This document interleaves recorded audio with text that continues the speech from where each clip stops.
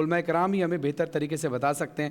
اب میں چلتا ہوں سید قمر علی شاہ صاحب, مولانا سید قمر علی شاہ صاحب, یہ فرمائیے کہ اسلام ظاہر ہے ایک بہترین دین ہے ہمارا, جس نے ایک بہترین معاشرے کا تصور دیا. اسلام سے اگر فائدہ لیا جائے یا اسلام سے اگر پوچھا جائے دین اسلام سے, تو ہم کس طرح سے یہ تمیز کر سکتے ہیں, یہ پہچان کر سکتے ہیں کہ یہ ضرورت مند ہے اور یہ ضرورت مند نہیں ہے؟ اعوذ باللہ من الشیطان الرجیم, بسم اللہ الرحمن الرحیم. ماشاءاللہ حالات حاضرہ اور ماہ رمضان خصوصاً اس حوالے سے آج آپ کا پروگرام سامعین کے لیے انتہائی مفید ثابت ہوگا. قرآن مجید میں 13 مرتبہ لفظ فقراء, فقیر استعمال کیا گیا مختلف طریقوں سے. آپ کے سوال کا جواب سورہ توبہ کی 60ویں آیت میں ارشاد فرمایا انما الصدقات للفقراء والمساکین. 8 افراد ذکر کیے گئے کہ جن کو ہم صدقات دے سکتے ہیں. لیکن یہ جو گداگر ہیں یہ فقراء میں شامل نہیں ہوتے, کیونکہ انہوں نے پیشہ بنا لیا ہے. صحیح, یعنی محنت نہیں کرنی, بھیک مانگنی ہے, ہاتھ پھیلا دینا ہے. ان کی حیثیت اسلام کی نگاہ میں اتنی پست ہے کہ نبی اکرم حضرت محمد مصطفیٰ صلی اللہ علیہ وآلہ وسلم ارشاد فرما رہے ہیں شہادت الذی یسأل فی کفہ ترد.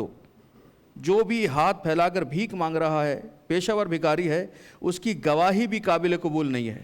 اچھا, اس میں ایک چھوٹا سا سوال, وہیں آپ بات اپنی وہیں سے شروع کیجیے گا.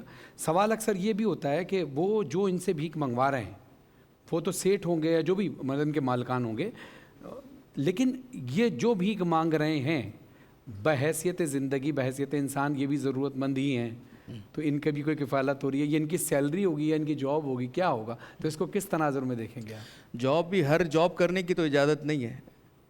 وہ ریڑے پہ جو چھولے بیچ رہا ہے, جو چنے بیچ رہا ہے, وہ بھی تو جاب کر رہا ہے. عزت نفس اور تاکیر, اسلام دین فطرت ہے, کبھی بھی انسان کسی کو پست ہونے نہیں دیتا. سیرت دیکھ لی, انبیاء کرام, مرسلین علیہم السلام, تمام کے تمام اولیاء, اہل بیت, صحابہ, تمام نے تعاونوا علی البر والتقوی کے تحت ایک دوسرے کی مدد کی ہے, لیکن کسی کے سامنے ہاتھ پھیلانا نہیں سکھایا, چوراہے پہ کھڑے ہو کے مانگنا نہیں سکھایا.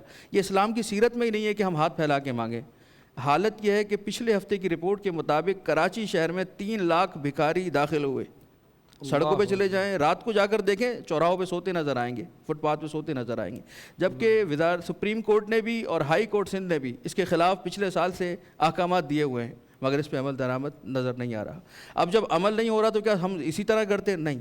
میں یہاں سمجھتا ہوں کہ ہم علماء کا سب سے زیادہ فرض بنتا ہے, کیونکہ ممبر ہمارے پاس ہے, محراب ہمارے پاس ہے.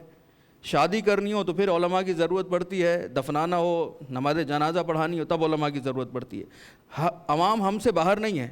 اگر ہم اپنے محراب سے, اپنے ممبر سے عوام کو سمجھائیں, سکھائیں اور تاکیداً کریں کہ یہ فقیر نہیں ہے, پیشہ ور بھکاری ہیں, یہ آپ کی قوم کو تباہ کر رہے ہیں,